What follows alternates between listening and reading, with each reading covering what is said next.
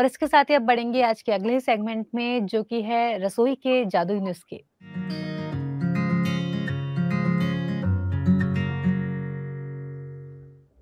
तो रसोई के जादुई नुस्खों में आज हम बात करने जा रहे हैं गुड़ के बारे में। तो मैम, गुड़ पर आपसे मैं अपने सवाल पूछने से पहले समझना चाहूँगी कि इसके बेनिफिट्स क्या कुछ होते हैं? अब गुड़ देखिए, हमारे देखा जाए तो किचन का सबसे बड़ा इंग्रेडिएंट्स है गुड़, क्योंकि गुड़ के अंदर विटामिन्स, मिनरल्स, जिंक जो हमें चाहिए प्रकृति ने उसके अंदर एक गुड़ में दिया हुआ है।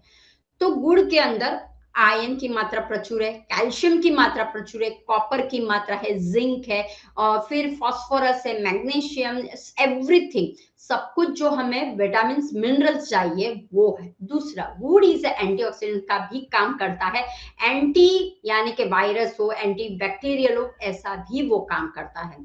इसीलिए गुड़ हर एक में आप इस्तेमाल कर सकते हो। और दूसरा, आपको पेट की कोई शिकायत हो रही हो, सर्दी में आपको कोई प्रॉब्लम्स हो रहा है, आपका शरीर का बॉडी टेम्परेचर अगर अप एंड डाउन बार बार हो रहा हो, तो गुड़ इज द बेस्ट। दूसरा, गुड़ के अंदर कैल्शियम की मात्रा, तो आपको अगर जोड़ों का दर्द कहीं हो रहा है तो वो भी एक फायदा करता है। अगर आपको कान की बीमारी है, राइट, वो भी एक फायदा करता है। अगर आपको अभी सीजन चेंज होगा, खांसी, बलगम, कफ होगा, उसमें भी फायदा करता है। तो इन शॉर्ट देखा जाए तो गुड़ एक प्रॉपर देखा जाए तो एक सर्वगुण संपन्न बोला जाए वैसा है। इन्फ्लामेशन हमारे बॉडी में बहुत रहती है, बॉडी हीट बहुत रहती है, या फिर लोगों को माइग्रेन जैसी बीमारी बहुत रहती है, तो सभी के लिए गुड़ बहुत ही सर्वोत्तम का काम करता है। और दूसरा, जिनको भी घरों में हम लोग बोलते हैं कि शुगर को कट डाउन किया, तो शुगर का बेस्ट रिप्लेसमेंट है गुड़। तो गुड़ का पाउडर भी आजकल अवेलेबल है, गुड़ छोटे छोटे पैक में भी अवेलेबल रहते हैं। एक आता है काला गुड़, आता है, एक आता है सफेद गुड़ आता है। तो आपको खास ध्यान रखना है, अगर आपको प्रकृति की तरफ जाना है तो काला, जो एकदम काला काला दिखाई देता है, चिक्कट जैसा दिखाई देता है, वो गुड़ का इस्तेमाल कीजिए, क्योंकि उसके अंदर आयरन की मात्रा, एनीमिक लोग, खास करके मासिक धर्म में जिनको मासिक ज्यादा जाती है, तो एनीमिया उसको हो जाता है, तो गुड़ का इस्तेमाल कीजिए। तो आपको क्या करना है, काला गुड़ लेना है। सफेद गुड़ में वो लोग कास्टिक सोडा का इस्तेमाल करते हैं, वो दिखने में अच्छा है, लेकिन हमें तो हेल्थ बनानी है, तो काला गुड़ is the best. Thank you so much ma'am, गुड़ के इतने सारे बेनिफिट्स बताने के लिए।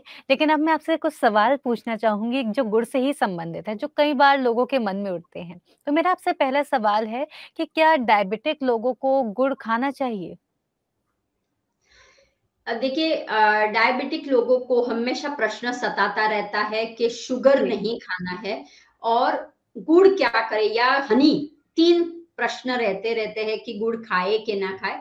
तो ऐसे तो देखा जाए तो डायबिटिक को गुड़ भी नहीं, क्योंकि उसके अंदर पोटेशियम है, मैग्नीशियम है, फाइबर है, या फिर देखा न्यूट्रिशंस वैल्यू है, तो गुड़ डायबिटीज पर्सन नहीं खा सकता है। लेकिन हाँ, आप उसके इंस्टेड ऑफ आप खजूर है, या फिर आप अंजीर का इस्तेमाल कर सकते हो, और गुड़ थोड़े से मात्रा में अगर लेते हो तो चलेगा। लेकिन आदत होती है कि खाना खाने के बाद गुड़ का इतना चाहिए, दाल बनाते हो तो गुड़ डालिए, सब्जी बना देते हो तो गुड़ डालिए, तो वो मत कीजिए। कोई भी, देखो, कोई भी चीज खाना प्रकृति ने दिया हुआ है, वो आपको नुकसान नहीं करता, लेकिन एक्सेसिव करते हो आप, जब ज्यादा करते हो तो वो डायबिटीज को नुकसान करेगा। अगर आप ज्यादा कर रहे हो तो वो आप नहीं खा सकते हो। तो आप क्या कीजिए, अंजीर और डेट्स का यानी कि खजूर का इस्तेमाल कर सकते हो। मैम, इसके साथ मेरा आपसे अगला सवाल है, कहा जाता है कि जिन लोगों को आयरन की कमी है, उन लोगों को गुड़ से दूर रहना चाहिए। क्या ये ठीक है? बिल्कुल नहीं, क्योंकि मैंने अभी आपको बताया कि गुड़ के अंदर आयरन की मात्रा प्रचुर मात्रा में है। अब जिनको कमी है, that means they suffering anaemic, या they are suffering for the lethargic, वो सफरिंग कर रहे हैं। तो जिनको अगर इम्यूनिटी बढ़ानी है, जिनको कमजोरी है, जिनको आयरन की कमी है, तो खून की कमी है, तो गुड़ एक आपको एक सप्लीमेंट की तरह काम करता है। तो इसमें आप क्या कर सकते हो, गुड़ का पानी ले सकते हो, वेरी नाइस, 21 दिन गुड़ का पानी लीजिए और देखिए आयरन कैसा आपका अप हो जाता है। तो मैं वही बोलना चाहती हूँ कि आप अन्न को कैसे ले रहे हो वो बहुत इंपॉर्टेंट है।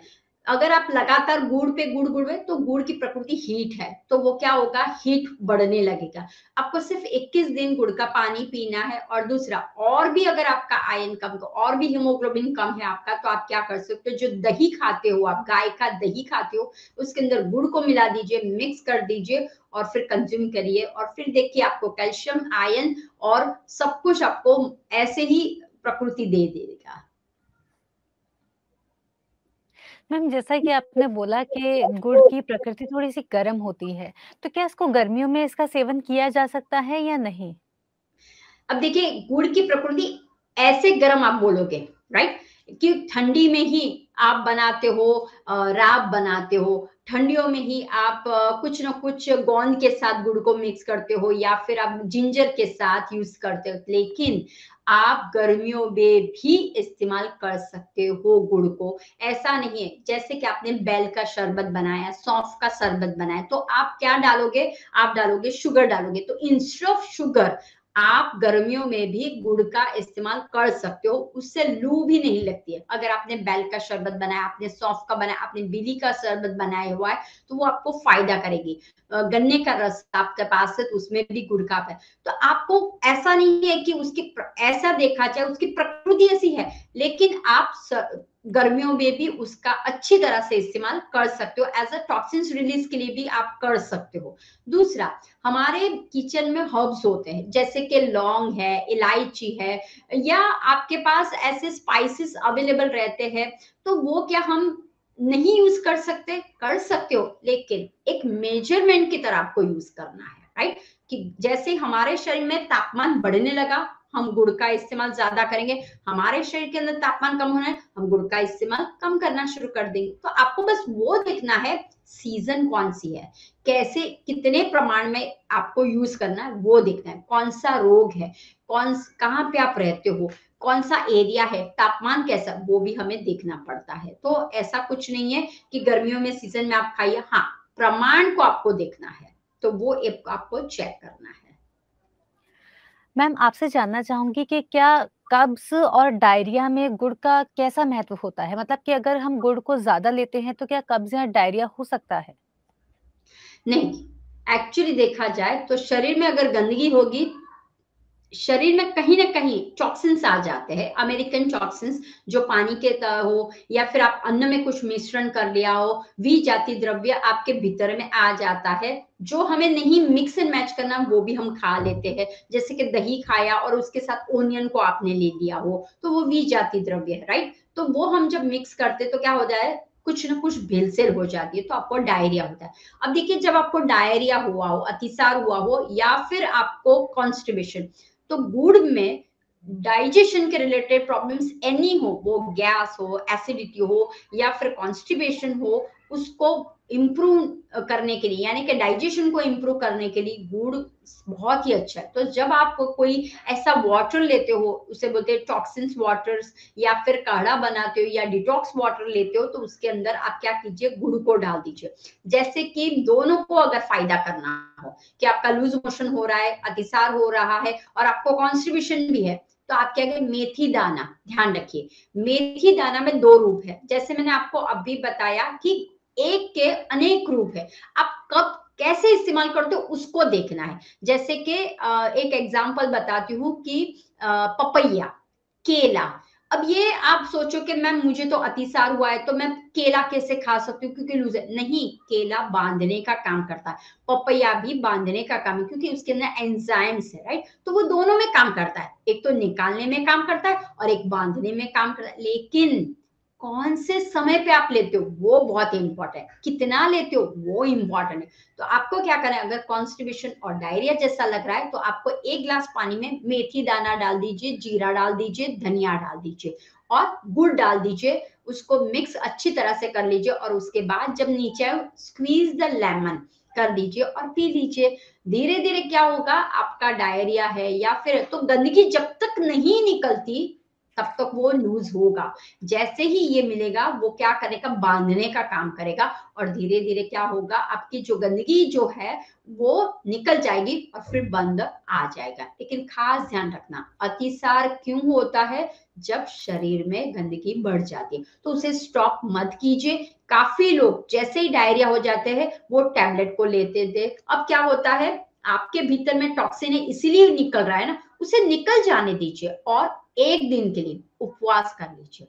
तो क्या होगा, पूरा फ्लश आउट हो जाएगा, कॉन्स्टिपेशन भी नहीं रहेगा और डायरिया भी नहीं रहेगा। लिक्विड पे चले जाइए और गुड़ का भी आप इस्तेमाल विद मेथी के दाने के साथ करोगे तो वो भी फायदा करेगा। कोई आपने फ्रूट जूस किया है उसके अंदर थोड़ा सा गुड़, वो भी फायदा करेगा। बट अगेन सब प्रमाण में लेना है, बहुत ज्यादा नहीं लेना है।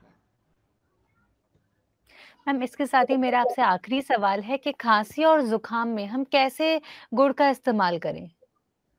ये भी बहुत अच्छा है क्योंकि गुड़ का कार्य ही है कि कफ रिलेटेड, फेफड़े, लंग्स के रिलेटेड, एस्थमेटिक अगर पेशेंट कोई हो या फेफड़े के रिलेटेड कोई प्रॉब्लम्स हो, कफ अभी हो रहा हो, खांसी हो रहा, बलगम ना निकले, तो आप एक तो है जिंजर के साथ इसका इस्तेमाल कर सकते हो। तो सौंठ के साथ, सौंठ पेपर दोनों को आपने मिक्स कर लिया है और उसके अंदर आप क्या कर दे, यष्टिमधी पाउडर डाल दीजिए और गुड़ को मिक्स कर दीजिए, एक गोली बना दीजिए, तो उसको आप इस्तेमाल कर सकते हो। दूसरा है कि आप एक राब बना सकते हो जो गुजरात में बहुत फेमस है, जैसे आप गोंद की राब बना सकते हो, आप बाजरे की राब बना सकते हो, वो भी एक फायदा करता है। अब आता है कि आप गुड़ को पानी में लीजिए, गुड़ को आप क्या कीजिए, वार्म करने रख दीजिए, थोड़ा सा उबाल लीजिए और एक गुड़ का सिरप बन जाएगा आपका।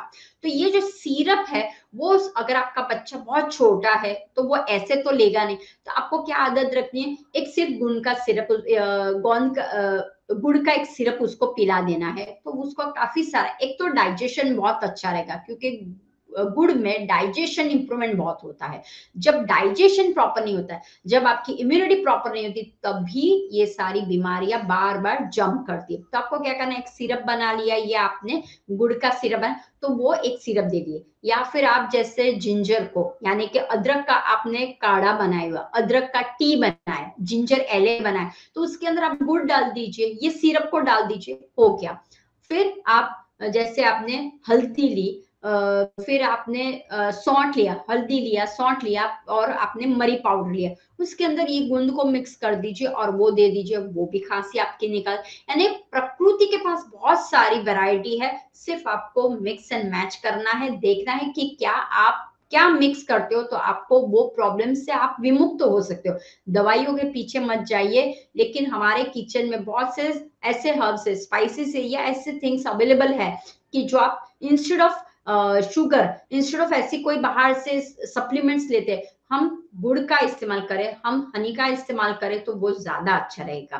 तो प्रकृति के पास से आप समझने की कोशिश कीजिए क्या है और हम किस तरह से, गुड़ की रोटी वो भी बहुत अच्छी रहती है, गुड़ है, घी है, उसको मिक्स कर दीजिए रोटी में, छोटे छोटे लड्डू जैसे बना दिए और वो देना शुरू कर दीजिए, वो भी फायदा करेगा।